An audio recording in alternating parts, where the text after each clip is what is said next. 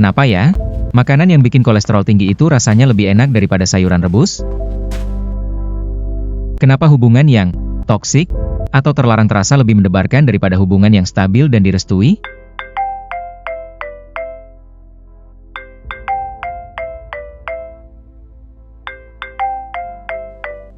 Padahal kita tahu risikonya mahal.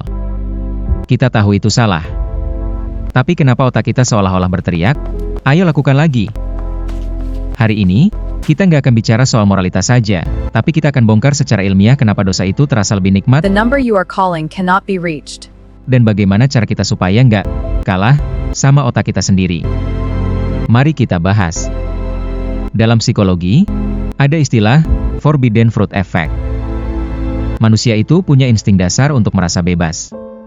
Begitu ada aturan atau larangan, otak kita menganggap itu sebagai ancaman terhadap kebebasan kita. Hasilnya, kita jadi makin penasaran. Sesuatu yang dilarang menciptakan urgensi. Kita merasa kalau nggak dilakukan sekarang, kita kehilangan kesempatan. Inilah yang bikin dosa terasa eksklusif dan mahal harganya. Kenapa yang sah itu kerasa hambar? Jawabannya ada di hormon. Dosa itu mainnya di dopamin. Ini adalah hormon hadiah. Dia meledak-ledak, instan, dan bikin nagih. Tapi sifatnya cuma sebentar. Begitu efeknya hilang, kamu bakal merasa hampa atau crash. Hal yang sah itu mainnya di serotonin. Ini adalah hormon kebahagiaan dan ketenangan.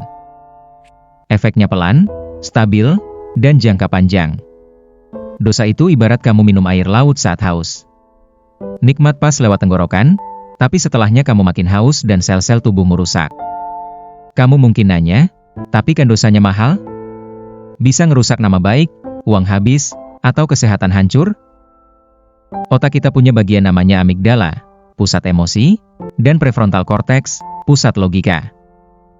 Masalahnya, saat kita tergoda, si amigdala ini teriak lebih kencang daripada logika kita. Kita jadi buta sesaat terhadap konsekuensi jangka panjang demi kenikmatan 5 menit. Kita sering menukar apa yang paling kita inginkan dalam hidup dengan apa yang kita inginkan saat ini saja. Terus gimana caranya biar hidup yang lurus ini nggak ngebosenin? Ciptakan tantangan baru. Kalau hubunganmu hambar, cari petualangan baru yang legal. Naik gunung, olahraga ekstrim, atau pelajari skill baru yang bikin adrenalinmu naik. Delay gratification, latih diri untuk menunda kesenangan. Semakin kamu sabar menunggu sesuatu yang sah, rasanya akan jauh lebih nikmat saat didapatkan. Visualisasikan penyesalan. Sebelum terjun ke kesalahan, bayangkan dirimu 5 jam setelah kejadian. Apakah kamu masih merasa nikmat? Atau justru merasa hancur? Kesimpulannya, dosa terasa lebih nikmat bukan karena ia lebih baik, tapi karena ia mengeksploitasi kelemahan otak kita. Kebahagiaan sejati bukan tentang seberapa banyak adrenalin yang kamu dapat, tapi seberapa tenang tidurmu di malam hari tanpa rasa bersalah. Kalau kamu punya pengalaman atau pendapat soal ini, tulis di kolom komentar ya. Jangan lupa like kalau video ini bermanfaat, dan subscribe untuk konten Deep Talk lainnya. Sampai jumpa di video selanjutnya.